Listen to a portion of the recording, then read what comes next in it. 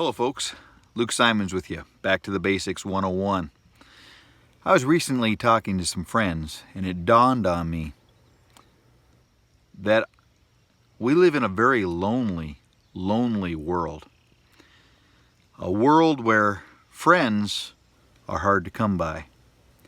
I want you to just pause the video after I ask you this next question. Name on paper eight people that you would have carry your casket. Just go ahead and pause it. Get yourself some paper, pen, and write them down.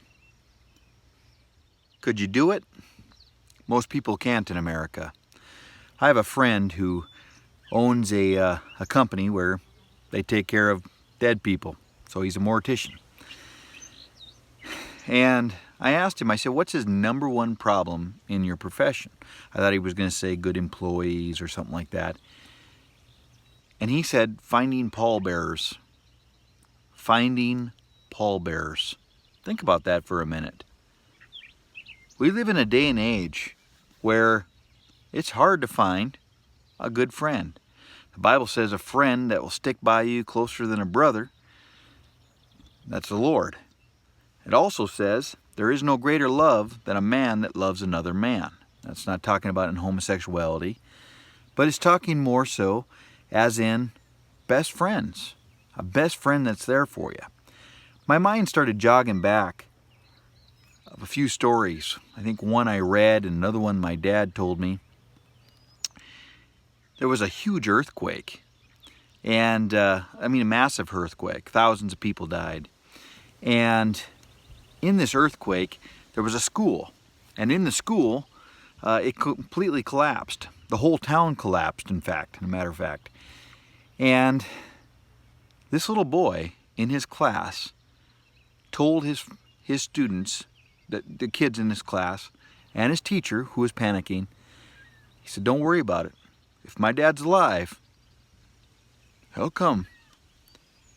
And of course the teacher thought, this kid doesn't know what he's talking about. And he got the whole class relaxed. He said, if my dad's alive, if he has a breath in his body, he'll find out where we're at. Well, that dad was alive.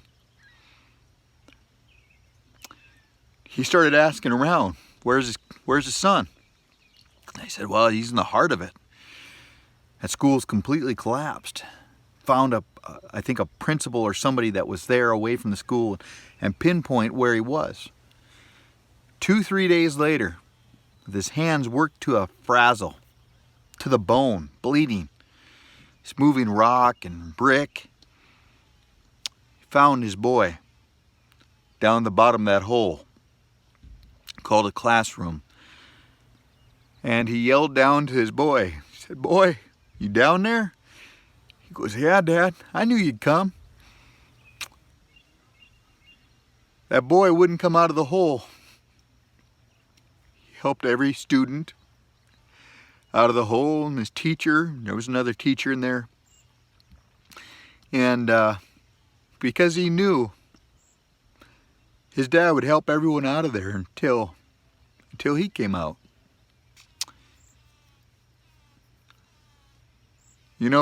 We live in a day and age where people don't have friends. Children don't have security. That man worked day and night, didn't sleep, to get his boy out. We live in a country where people are all about themselves. My mind goes back to, I believe it was World War I, World War II. Two farm kids grew up together. Of course, they're big families back in those days. And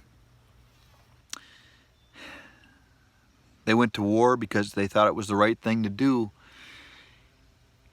They went off, and both of them, just good old-fashioned, were farm ranch kids, became snipers, extremely fit, well fit, became very, very valuable to the platoon, and very highly decorated. It was Jim and Bill. I forgot their real names, but we're just going to call them Jim and Bill. They were running from one trench to another trench. And in doing so, Jim jumped in the hole and Bill wasn't there. So immediately he turned back and he seen Bill laying out in the battlefield where the German gunners were good. They were good. So a lot of them back in them days, you just played possum, and otherwise they'd just keep shooting you until you were dead. And so he told his platoon leader, he goes, Bill's still out on the field. I'm going out after him. He said, you can't. He said, you're too valuable. Our whole mission is going to depend on you. You're too valuable. You're my best man. He said, no, you don't understand. Bill's out there. His platoon leader was a wise man. He said, Bill's dead. They want you to go back out there. He goes, I'm going out there. He said, if you go out there, you'll be court-martialed. He said, you'll have to court-martial me because I'm going back out there. He ran back out after Bill, drug him in, wounded himself. Jim came in the hole and he drug Bill with him. Platoon leader said, I told you it was a waste of time. Bill was dead. He goes, no, it wasn't a waste of time. Bill was alive. He was almost dead. But before he died, he looked up at me. He said, I knew you'd come, Jim. I knew you'd be here. Do you have any friends? We live in a world of loneliness. I think it was the Beatles who said, look at all the lonely people. Where do they all come from?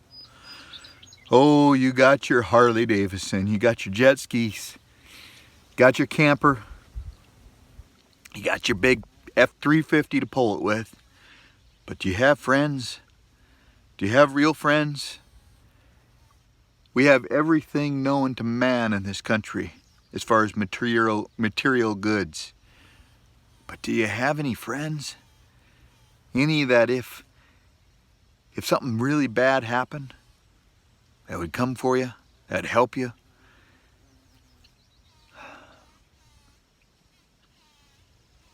Just something I've been thinking about lately. The scripture says, there is no greater love that a man that would give his life for his friends and his lonely little ones.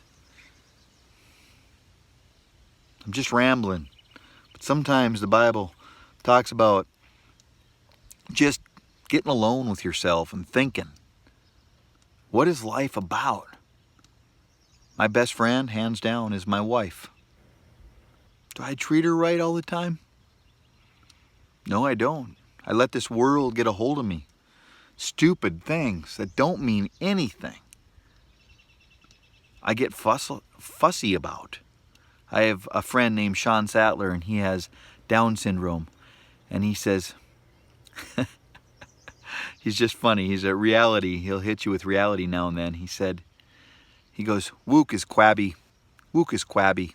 You know, your vehicle don't start. Wook is quabby. What's it all about? That's what memory's about. You know, so you're stuck out in the middle of the lake with an old boat.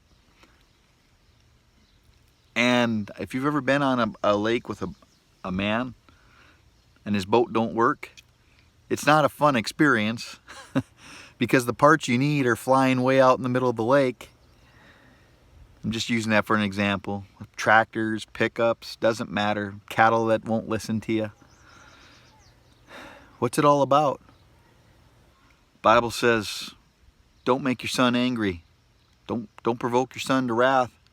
You know why? 'Cause someday you're going to be an old man. Son won't want nothing to do with you. This is stuff that I struggle with. I'm just being transparent. I have a lot of friends. I got sick with Guillain-Barré. I was paralyzed for seven months. I couldn't really do anything for over a year. And I had people, just close friends, take care of us, nurture us, encourage me. Do you have any friends? Real friends? Social media is killer unfriends. It drives people apart.